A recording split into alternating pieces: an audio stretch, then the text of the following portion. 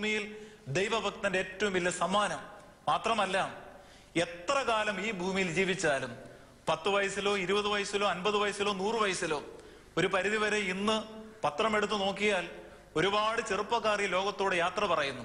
ഒരു വീട്ടിൽ 1-2 മക്കളുള്ള ഭവനങ്ങളിൽ ഇങ്ങനെയുള്ള വേർപാട് കടന്നു വരുമ്പോൾ എത്ര മാതാപിതാക്കൾ ഇപ്രകാരം പറയും, എന്റെ കുഞ്ഞിന്റെ യാത്ര അതൊരു സമാധാനത്തിന്റെ യാത്രയാണെന്ന്. ബൈബിൾ ഏത് ഭാഗം വായിച്ചാലും ലോകചരിത്രങ്ങൾ വായിച്ചാലും മരണവും അപകടവും ഇതെല്ലാം ജീവിതത്തിന്റെ ഭാഗമാണ്. എന്നാൽ ആ മരണത്തെ നേരിടുമ്പോൾ ഏത് പ്രായത്തിൽ നമ്മളെ ദൈവം തമ്പുരാൻ വിളിച്ചാലും എന്റെ ദൈവത്തിന്റെ സാന്നിധ്യം അനുഭവിച്ചുകൊണ്ട് ഈ ഭൂമിയിൽ നിന്ന് പോയാൽ തന്റെ ഭക്തന്മാരുടെ മരണം യഹോവയ്ക്ക് വിലപ്പെട്ടതാകും. നമ്മളെല്ലാം ഇന്ന് ഭരിക്കുന്ന പ്രധാനപ്പെട്ട ഒരു ക്യാൻസറാണ് ഭയം. ബൈബിളിൽ 365 പ്രാവശ്യം ഭയപ്പെടേണ്ട എന്ന് പറയുന്നു. 217 പ്രാവശ്യം ഡയറക്റ്റായും ബാക്കി ഇൻഡയറക്റ്റ് ആയിട്ടും പറയുന്നുണ്ട് നീ ഭയപ്പെടേണ്ട. കാരണം നിന്റെ അമ്മയുടെ ഉദരത്തിൽ ഉരുവായ സമയം മുതൽ നിന്റെ പേർ ചൊല്ലി വിളിച്ചവനാണ് ഞാനെങ്കിൽ കുഞ്ഞെ, നീ നടക്കുമ്പോഴും നീ പോകുമ്പോഴും വരുമ്പോഴും എല്ലാം. സങ്കീർത്തനക്കാരൻ അതുകൊണ്ടാണ് 139 പറയുന്നു, ദൈവമേ നീ എന്നെ ശോധന ചെയ്ത് അറിഞ്ഞിരിക്കുന്നു, ഞാൻ ഇരിക്കുന്നതും എഴുന്നേൽക്കുന്നതും ഞാൻ നടക്കുന്നതും കിടക്കുന്നതും.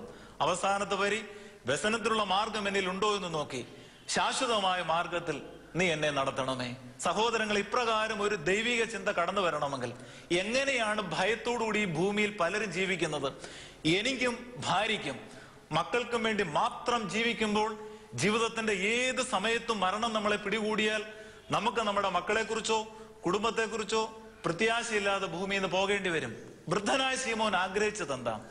എന്റെ രക്ഷകനായ യേശുവിനെ അല്ല എനിക്ക് കാണേണ്ടത്, ലോകത്തിന്റെ മുഴുവൻ രക്ഷകനായ യേശുവിനെ എന്റെ കണ്ണുകൊണ്ടൊന്ന് കാണണം. അപ്രകാരമുള്ള നല്ല ചിന്ത കടന്നു വരുമ്പോൾ സഹോദരങ്ങളെ, നമ്മുടെ മനസ്സിലേക്ക് ദൈനംദിനം ദൈവത്തിന്റെ പ്രകാശം കടന്നു വരും. അതിനുവേണ്ടി വൃദ്ധനായ ശീമോൻ ദേവാലയത്തിൽ പോയിരുന്ന് ശാന്തമായി പ്രാർത്ഥിച്ചു. ശീമോന്റെ മറ്റൊരു ഗുണമാണ് the man of silence, the man of justice, the man of obedience.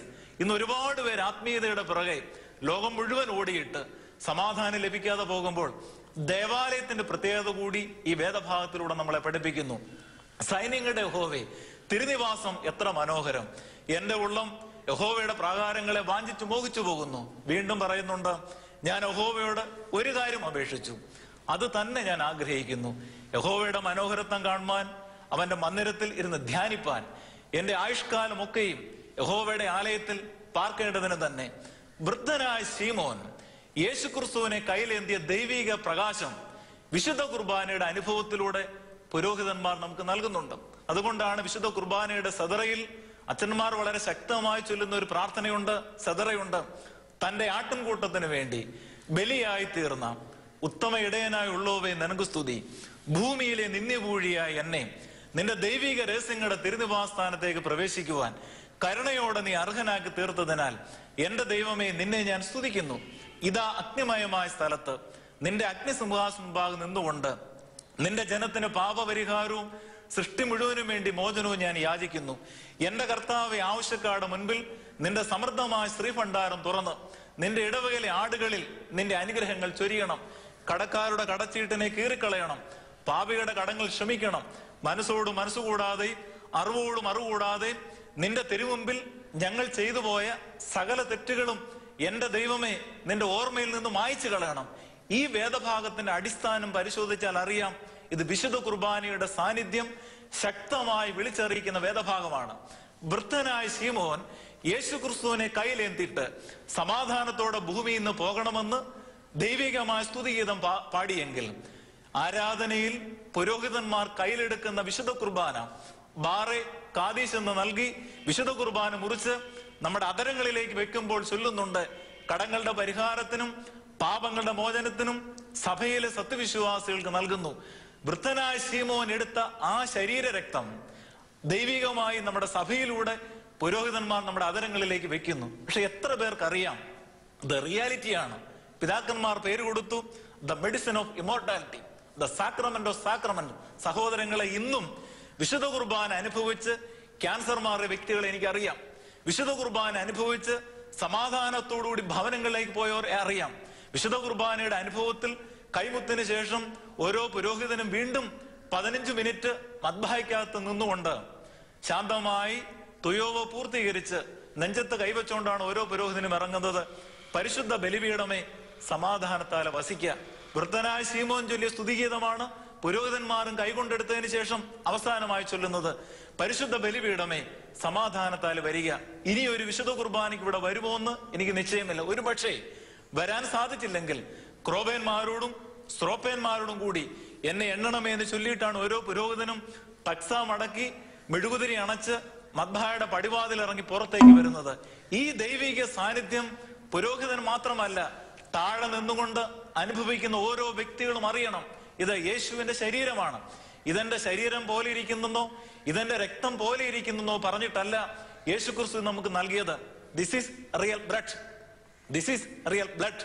ഇതെന്റെ ശരീരമാണ്, ഇതെന്റെ രക്തമാണ്. സഹോദരങ്ങളെ, വൃദ്ധനായ ശീമോൻ യേശു ക്രിസ്തുവിനെ കൈയിലേന്തിയ ഭാഗ്യമാണ് വിശുദ്ധ കുർബാനയുടെ ആരാധനയുടെ അനുഭവത്തിലൂടെ നമ്മുടെ അധരങ്ങളിലേക്ക് വയ്ക്കുന്നത്. പക്ഷെ അവിടെ ഓർക്കേണ്ട ശക്തമായ ഒരു താക്കീത് യേശു ക്രിസ്തു പറയുന്നു. നിങ്ങളിൽ ആരെങ്കിലും ഇത് അന്യായമായിട്ട് അനുഭവിച്ചാൽ രോഗിയായി തീരും. എമ്മാവോസിലേക്ക് പോയ ശിഷ്യന്മാർ ഇത് അനുഭവിച്ചപ്പോൾ നിത്യജീവൻ ഉണ്ടായെങ്കിൽ യൂദായ്ക്ക് ഇത് അനുഭവിച്ചപ്പോൾ സാത്താനാണ് കയറിയത്. ഇന്നും വിശുദ്ധ കുർബാന അനുഭവിച്ച് ഒരുപാട് പേർ രോഗികളായി തീരുന്നു. അതിന്റെ തെറ്റ് പുരോഹിതന്മാരുടെ അല്ല. പാല് നല്ലതാണ്, എടുക്കുന്ന പാത്രം മോശമാണെങ്കിൽ പാലിന്റെ കുറ്റമല്ല, പാത്രത്തിന്റെ കുറ്റമാണ്. ദൈവികമായി ഒരു ആരാധനയ്ക്കും വിശുദ്ധ കുർബാനയ്ക്കും പങ്കെടുക്കുമ്പോൾ, ആരാധന കഴിഞ്ഞ് പുറത്തേക്ക് ഇറങ്ങുമ്പോൾ ദൈവത്തിന്റെ തേജസ് എന്റെ ഹൃദയങ്ങളിലേക്കും എന്റെ മനസ്സിലേക്കും കടന്നു വരണമെങ്കിൽ വൃദ്ധനായ ശീമോൻ നമ്മളോട് ആഹ്വാനം ചെയ്യുന്നു, the victory over self and the victory over circumstances.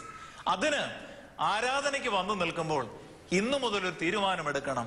ദൈവമേ, പള്ളിയിൽ ഞാൻ പോകുന്നു, അതൊരിക്കലും എനിക്ക് വേണ്ടിയോ എന്റെ ഭാര്യയ്ക്ക് വേണ്ടിയോ മക്കൾക്ക് വേണ്ടിയോ ആകാതെ ഈ ദേവാലയത്തിൽ നിൽക്കുന്ന എന്റെ സമൂഹത്തിലുള്ള സർവ്വ മതസ്ഥർക്കും വേണ്ടി പ്രാർത്ഥിക്കുമ്പോൾ അതാണ് ലോകരക്ഷകനായ യേശുവിനെ എന്റെ കണ്ണുകൊണ്ട് കാണുക എന്ന് പറഞ്ഞാൽ നമ്മൾ ശ്രദ്ധിക്കാറില്ലേ? വിശുദ്ധ കുർബാന ചൊല്ലുന്ന പട്ടക്കാരൻ ക്രമങ്ങൾ മാറി മാറി ചൊല്ലാറുണ്ട്. ഒരു ക്രമത്തിൽ പോലും അച്ഛന്റെ കുടുംബത്തിന് വേണ്ടി അച്ഛൻ പ്രാർത്ഥിക്കാറില്ല. അവസാനമായി ഒരു കാല് താഴോട്ട് വെച്ചുകൊണ്ട് പറയുന്നുണ്ട്, ഞാനോ ബലഹീനനും പാപിയുമായ ദാസനാകുന്നു. നിങ്ങളുടെ പ്രാർത്ഥന കൊണ്ട് എനിക്ക് സഹായം ലഭിക്കുമാറാകട്ടെ. നിങ്ങൾ സന്തോഷിച്ച് ആനന്ദിച്ച് സമാധാനത്താലെ പോകുക. എന്നേക്കും എനിക്ക് വേണ്ടി പ്രാർത്ഥിക്കണം. അപ്രകാരം പറയുമ്പോഴും നമ്മൾ പറയുന്ന അച്ഛാ പ്രാർത്ഥിക്കാന്നല്ല, കർത്താവ് അവിടുത്തെ കുർബാന അംഗീകരിക്കുകയും അവിടുത്തെ പ്രാർത്ഥനകളാൽ ഞങ്ങളെ സഹായിക്കുകയും ചെയ്യട്ടെ. അപ്പോൾ ആരാധനയുടെ മഹത്വം എന്താ? ദൈവത്തെ സ്തുതിച്ചുകൊണ്ട് ഈ നിൽക്കുന്ന സർവ്വജനവും സർവ്വചരാചരങ്ങളും പർവ്വതങ്ങളും പക്ഷികളും ഇവയ്ക്കെല്ലാം കിട്ടുന്ന ദൈവിക അനുഗ്രഹം ഒരുമിച്ച് വരുമ്പോഴാണ് ലോകരക്ഷകനായ യേശു ക്രിസ്തുവിന്റെ ദൈവിക സാന്നിധ്യം നമ്മൾ തിരിച്ചറിയുന്നത്. അപ്രകാരം എനിക്ക് വേണ്ടിയോ എന്റെ ഭാര്യയ്ക്ക് വേണ്ടിയോ കുടുംബത്തിന് വേണ്ടിയോ മാത്രമല്ല, ദൈവമേ, ഒരു ഭവനം പോലും നശിച്ചിട്ട് ലോകരക്ഷകനെ എനിക്ക് കാണണ്ട. ഉപദ്യാവിന്റെ പുസ്തകം 1:15-12 പറയുന്നുണ്ട്, നിന്റെ സഹോദരന്റെ അനർത്ഥം നിന്റെ അനർത്ഥമാണ്, നീ അത് കണ്ട് രസിക്കരുത്. നിന്റെ സഹോദരന്റെ ആപത്ത് നിന്റെ ആപത്താണ്, നീ അത് കണ്ട് വമ്പ് പറയരുത്.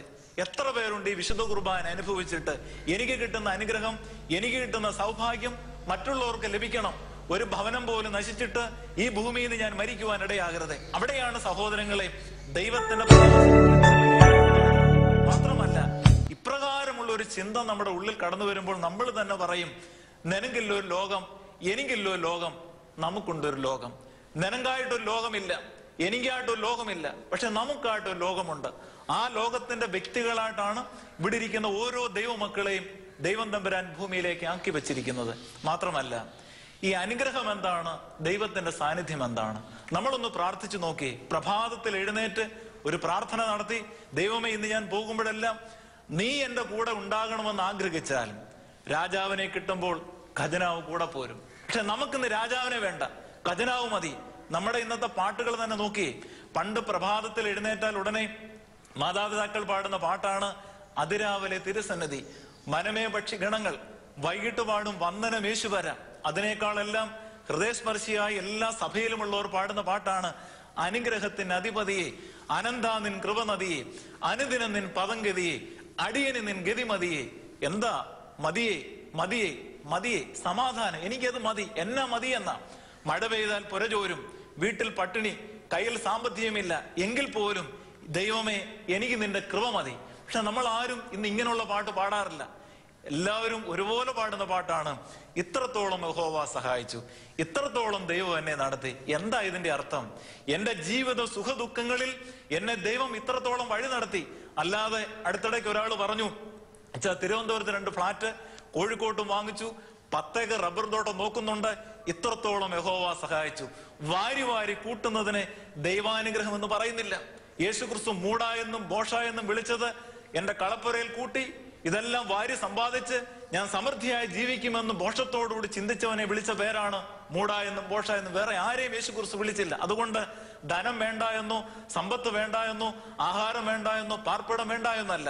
ഇതിനേക്കാളെല്ലാം ഉപരിയായി ദൈവമേ നിന്റെ തേജസ് എന്റെ ഉള്ളിലേക്ക് കടന്നു വന്നുകൊണ്ട് അപ്രകാരം മാനവജാതിക്ക് മുഴുവൻ കിട്ടുന്ന ദൈവിക തേജസ്സിലേക്ക് ഞാൻ വളരുമ്പോൾ നമ്മൾ പറയും, ഇപ്പോൾ നാഥ തിരുവചനം പോലെ അടിയനെ സമാധാനത്താൽ വിട്ടയക്കുന്നു. മദർ തെരേസ ഒരിക്കൽ പറഞ്ഞു, ഞാൻ ജന്മം കൊണ്ട് അൽബേനിയക്കാരി, പൗരത്വം കൊണ്ട് ഇന്ത്യക്കാരി, ഹൃദയം കൊണ്ട് പൂർണ്ണമായി ദൈവത്തിനായി സമർപ്പിക്കപ്പെട്ട വ്യക്തിയുമാണ്. അടുത്തിടെ മനോരമയിൽ മദർ തെരേസയുടെ കൈകൾ മാത്രം വന്നിട്ട് അതിന്റെ അടിയിൽ കൊടുത്തു. ഈ കൈകൾ ആരുടെ? കൊച്ചു കുട്ടികൾ പോലും പറഞ്ഞു ഈ കൈകൾ മദർ തെരേസയുടെ. കാരണം ത്യാഗം ചെയ്യുന്ന കൈ ലോകം തിരിച്ചറിയും. നാളെ നമ്മുടെ കൈകൾ പത്രത്തിൽ കൊടുത്താൽ നമ്മുടെ മക്കളെങ്കിലും തിരിച്ചറിയോ? എവിടെയാണ് നമ്മുടെ കൈകൾ കൊണ്ട് ലോകരക്ഷകനെ എടുക്കുന്നത്? ഭൂമിയിൽ എത്രയോ ത്യാഗങ്ങൾ ചെയ്യാൻ, ഭൂമിയിൽ എത്രയോ സേവനങ്ങൾ ചെയ്യാൻ, എത്രയോ ഈശ്വര സാന്നിധ്യം മറ്റുള്ളവർക്ക് പറഞ്ഞു കൊടുക്കാൻ സാഹചര്യമുണ്ട്. പക്ഷെ പഠിത്തവും അറിവും എല്ലാം ഉള്ള നമ്മൾ അവിടെ എല്ലാം കണ്ണടച്ചിട്ട് ഞാനും കുടുംബവും സന്തോഷത്തോടെ ജീവിക്കുമെന്ന് വിശ്വസിക്കുമ്പോൾ ഓർക്കണം, നമ്മുടെ മരണം ഏത് സമയത്ത് വിളിച്ചാലും സമാധാനത്തോടെ പോകാൻ നമുക്ക് സാധിക്കില്ല. അടുത്തിടെ ഞാൻ ഒരു വിവാഹ കൂദാശ കഴിഞ്ഞ് ഒരു ഹൈവേയിലൂടെ യാത്ര ചെയ്യുമ്പോൾ അവിടെ കണ്ട ഹൃദയസ്പർശിയായ ഒരു സംഭവം. ഏതാണ്ടൊരു കുപ്പിച്ചില്ലുകൊണ്ട് വന്ന ലോറി ഭിത്തിയിൽ ഇടിച്ചിട്ട് ഡ്രൈവറും ക്ലീനറും അതിനകത്തായി. ഫയർഫോഴ്സും പോലീസുകാരും ജനക്കൂട്ടം എല്ലാം ശക്തമായി ശ്രമിച്ചിട്ടും ഇവരെ 2 പേരെ വലിച്ചെടുക്കാൻ സാധിക്കുന്നില്ല. 36 വയസ്സുള്ള ഉണ്ണികൃഷ്ണൻ എന്ന് പറഞ്ഞ ഒരു സഹോദരൻ പെട്ടെന്ന് വന്ന്, അവനെ ആ നാട്ടിൽ വലിയ വാല്യൂ ഉള്ള വ്യക്തിയല്ല, വളരെ ജീർണിച്ച വസ്ത്രവുമായി നടക്കുന്ന ഇവൻ പെട്ടെന്ന് വന്ന് ഇവരെ 2 പേരെയും വലിച്ചെടുത്തു. ഡ്രൈവർ അവിടെ വെച്ച് മരിച്ചു. ക്ലീനറെ എവിടെ നിന്ന് കൊണ്ടുപോയി, അദ്ദേഹത്തിന്റെ പിന്നത്തെ അനുഭവം എനിക്കറിയില്ല. ഞാൻ പറഞ്ഞു വന്നത്, ഇത്രയും ശക്തമായ 20 മിനിറ്റ് കൊണ്ട് ഈ ഉണ്ണികൃഷ്ണൻ ഇവരെ 2 പേരെയും വലിച്ചെടുത്തപ്പോൾ ഇവന്റെ ശരീരം മുഴുവൻ കീറി. 2-3 ക്യാമറകൾ TV ചാനൽ വന്ന് ചോദിച്ചു, എന്താണ് നീ ഇത്രയും ത്യാഗം ചെയ്യാനുള്ള കാര്യം? ഇവൻ ഒരു മറുപടിയും പറയുന്നില്ല. ഞാൻ അതിനുശേഷം എന്റെ കയ്യിലിരുന്ന 300 രൂപ എടുത്ത് ഈ സഹോദരന് നീട്ടി. ഇവൻ കൈകൂപ്പിയിട്ട് പറയുകയാണ്, അച്ഛാ ഈ പൈസ ഞാൻ വാങ്ങിയാൽ എന്റെ പേഴ്സിൽ 20 രൂപയേ ഉള്ളൂ. ഞാൻ ഈ പൈസ കൈകൊണ്ട് വാങ്ങിയാൽ എന്റെ ഈശ്വരൻ എന്നെ അനുഗ്രഹിക്കില്ല.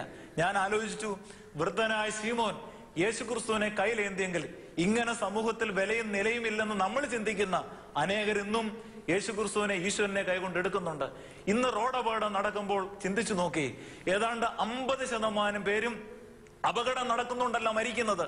തക്ക സമയത്ത് ചികിത്സ കിട്ടാത്തതുകൊണ്ട് നമ്മൾ ഒരു പരിധി വരെ ചിന്തിക്കും, അവനെ കൊണ്ട് ഹോസ്പിറ്റലിൽ കൊണ്ടുപോയാൽ, അവനെ കൊണ്ട് സംരക്ഷിച്ചാൽ ഞാൻ കോടതിയിൽ കയറേണ്ടി വരും. പണ്ട് നമുക്കറിയാം, റോഡിലൂടെ പോകുമ്പോൾ ഒരു അപകടം നടന്നാൽ നമ്മൾ എത്ര അത്യാവശ്യമാണെങ്കിലും ജാതി മത വ്യത്യാസമില്ലാതെ ഇറങ്ങി എടുത്ത് തോളിലേന്തി അടുത്തുള്ള ഹോസ്പിറ്റലിൽ കൊണ്ട് എത്തിച്ചതിന് ശേഷം മാത്രമേ നമ്മുടെ യാത്ര തുടരാറുള്ളൂ. പക്ഷെ ഇന്ന് അറിവ് കൂടി, സാഹചര്യം കൂടി, എനിക്ക് എന്റെ കാര്യം, നിനക്ക് നിന്റെ കാര്യം. നോക്കിയേ, യാതൊരു തെറ്റും ചെയ്യാത്ത യേശു ക്രിസ്തു നമുക്ക് വേണ്ടി കാൽവറിയിൽ വിസ്തരിക്കപ്പെട്ടത്, നമുക്ക് വേണ്ടി ക്രൂശിൽ യാഗമായത്, അവന്റെ പിൻഗാമികളായി നടക്കുന്ന മാനവജാതി ദൈവികമായ ശുശ്രൂഷയുടെ അനുഭവത്തിൽ പോകുമ്പോൾ കിട്ടുന്ന സാഹചര്യങ്ങൾ നമ്മൾ നഷ്ടമാക്കി കളയരുത്. അതുകൊണ്ടാണ് വൃദ്ധനായ ശീമോൻ യേശു ക്രിസ്തുവിനെ എടുക്കുന്ന ദൈവിക അനുഭവത്തിന്റെ മറ്റൊരു വശമുണ്ട്. സങ്കീർത്തനക്കാരൻ പറയുന്നുണ്ട്, എളിയവനെ ആദരിക്കുന്നവൻ ഭാഗ്യവാൻ, അനർത്ഥ ദിവസത്തിൽ യഹോവ അവനെ വിടുവിക്കും. എളിയവനെ ആദരിക്കുന്നവൻ ഭാഗ്യവാൻ, അനർത്ഥ ദിവസത്തിൽ യഹോവ അവനെ വിടുവിക്കും. ഇന്നും പലപ്പോഴും പലർക്കും ഉപവാസം എന്നറിയില്ല. ഉച്ചവരെ വിശന്നിരുന്ന് ഉച്ചയ്ക്ക് പോയി അതിന്റെ ഇരട്ടി കഴിക്കുമ്പോൾ ഉപവാസം എന്ന് ചിന്തിച്ചാൽ, പണ്ട് പിതാക്കന്മാർ നമ്മളെ പഠിപ്പിച്ചത് അപ്രകാരമല്ല. നീ 5, 10, 40, 50 ദിവസം ഉപവസിക്കുന്നെങ്കിൽ ഈ ആഹാരം മാറ്റിവെച്ചിട്ട് ആരും കാണാതെ ദേവാലയത്തിൽ പോയി വിശുദ്ധ കുർബാന അനുഭവിച്ചിട്ട് സാധുക്കളുടെ ഭവനത്തിൽ സ്വന്തം കൈകൾ കൊണ്ട് അധ്വാനിച്ച ഈ ആഹാരം കൊണ്ട് കൊടുക്കും. അപ്പോൾ മാത്രമാണ് ഉപവാസം ദൈവികമായി തീരുന്നത്. അതുകൊണ്ടാണ് പിതാക്കന്മാർ സെതറകളെല്ലാം എഴുതി വെച്ചിട്ടുണ്ട് വലിയ നോയമ്പിൽ. എന്തെല്ലാം കാര്യങ്ങളാണ് ദൈവിക പ്രകാശം കിട്ടുവാൻ ശ്രദ്ധിക്കേണ്ടത്. 5 കാര്യങ്ങൾ അടിവരയിട്ട് പറയുന്നുണ്ട്. ദൈവമേ, ന്യായരഹിതമായത് നോക്കാതെ ഇരിക്കാൻ പരിഭാഗത്തിലുള്ള ദൃഷ്ടി എനിക്ക് കിട്ടണം. ലൗകികമായ പ്രേരണയ്ക്ക് കീഴ്പ്പെടാതെ ദൈവവിളി അനുസരിക്കുന്ന കാത്, 3 സുഗന്ധവാസനയെ ശ്വസിക്കുന്ന ക്രാണം, 4 സ്തോത്രങ്ങൾ ആസ്വദിക്കുന്ന വായ, 5 ദാനധർമ്മങ്ങൾക്കായി നീട്ടിയിരിക്കുന്ന കയ്യ്. ഒന്നുകൂടെ ചുരുക്കി പറയാം, ന്യായരഹിതമായത് നോക്കാതിരിക്കാൻ പരിഭാഗത്തുള്ള ദൃഷ്ടി, കണ്ണിനെ സൂക്ഷിക്കണം ദൈവിക പ്രകാശം കാണാൻ. 2 കാതിനെ സൂക്ഷിക്കണം. 3 സുഗന്ധവാസനയെ ശ്വസിക്കുന്ന ക്രാണം, ദാനധർമ്മങ്ങൾക്കായി നീട്ടിയിരിക്കുന്ന കയ്യ്, 5 സ്തോത്രങ്ങൾ ആസ്വദിക്കുന്ന വായ. ഇത് പിതാക്കന്മാർ അനേക പ്രാർത്ഥനകൾ എഴുതി വെച്ചിരിക്കുന്ന 5 വരികളാണ്. ഇപ്രകാരം ഒരു ജീവിതത്തിലൂടെ പോകുമ്പോൾ നമ്മുടെ മുമ്പിലും നമ്മുടെ ഇടത്തും വലത്തും ജീവിത സാഹചര്യങ്ങളും പലപ്പോഴും ദൈവത്തിന്റെ പ്രകാശം നമ്മുടെ കണ്ണുകൊണ്ടും കൈകൊണ്ടും എടുക്കുവാൻ സാധിക്കും. പക്ഷെ സഹോദരങ്ങളെ ഓർക്കുക, എത്രയോ പേർ ഭൂമിയിൽ ഇതെല്ലാം അറിഞ്ഞിട്ടും പാപത്തിന്റെ പട്ടികയിലേക്ക്, പാപക്കുഴികളിലേക്ക് പോകുന്നുണ്ട്. അറിഞ്ഞുകൊണ്ട് ചെയ്യുന്ന പാപം പരിശുദ്ധാത്മാവിന് വിരോധമായ പാപമാണ്. അതിന് ദൈവം തമ്പുരാൻ ക്ഷമിക്കില്ല. അതുകൊണ്ട് കിട്ടുന്ന സാഹചര്യങ്ങളിൽ ദേവാലയത്തിൽ പോയി ദൈവത്തിന്റെ മഹത്വം ദർശിച്ച് പുറത്തിറങ്ങുമ്പോൾ, ദൈവമേ എനിക്ക് കിട്ടുന്ന ദൈവിക സൗഭാഗ്യങ്ങളിലൂടെ ലോകരക്ഷകനായ യേശുക്രിസ്തുവിനെ എനിക്ക് കയ്യിലേന്തുവാൻ വിശുദ്ധ കുർബാനയുടെ അനുഭവത്തിലൂടെ ഇവരെ ആദരിക്കുമ്പോൾ, ദൈവിക സമാധാനത്തിലൂടെ ഞാൻ മുന്നോട്ട് പോകുമ്പോൾ കിട്ടുന്ന എല്ലാ സന്ദർഭങ്ങളിലും ദൈവത്തിന്റെ തേജസ് എന്റെ ശരീരത്തിലേക്ക് വിളങ്ങുവാൻ ദൈവത്തോട് പ്രാർത്ഥിക്കാം. ഇപ്രകാരം വിശുദ്ധമായ ജീവിതം നയിക്കുവാൻ ശീമോൻ പാടിയ സ്തുതിഗീതം, ഇപ്പോൾ നാഥ തിരുവചനം പോലെ അടിയനെ സമാധാനത്താൽ വിട്ടയക്കുന്നു. ആ സ്തുതിഗീതം നമ്മുടെ ഹൃദയങ്ങളിൽ പതിയുവാൻ, നമ്മുടെ വ്യക്തി ജീവിതത്തിൽ മുദ്ര പതിപ്പിക്കുവാൻ, ശാന്തമായ രാത്രിയിൽ കിടന്നുറങ്ങുമ്പോൾ നമുക്ക് ചൊല്ലാവുന്ന 4 വരി പ്രാർത്ഥനയുണ്ട്. 1, ദൈവമേ നിന്റെ തേജസ് എന്റെ മേൽ ഉദിപ്പിക്കണമേ. ദൈവമേ നിന്റെ ഹൃദയം എന്നിൽ പകരണമേ. ദൈവമേ എന്റെ ഉൾക്കണ്ണുകളെ പ്രകാശിപ്പിക്കണമേ. നിന്റെ വഴികളിലൂടെ എന്നെ നടത്തണമേ. നിന്റെ തേജസ് എന്റെ മേൽ ഉദിപ്പിക്കണമേ. നിന്റെ ഹൃദയം എന്നിൽ പകരണമേ. എന്റെ ഉൾക്കണ്ണുകളെ പ്രകാശിപ്പിക്കണമേ. നിന്റെ വഴികളിലൂടെ എന്നെ നടത്തണമേ. ദൈവത്തിന്റെ പരിശുദ്ധാത്മാവ് അതിന് നമ്മളെ സഹായിക്കുമാറാകട്ടെ.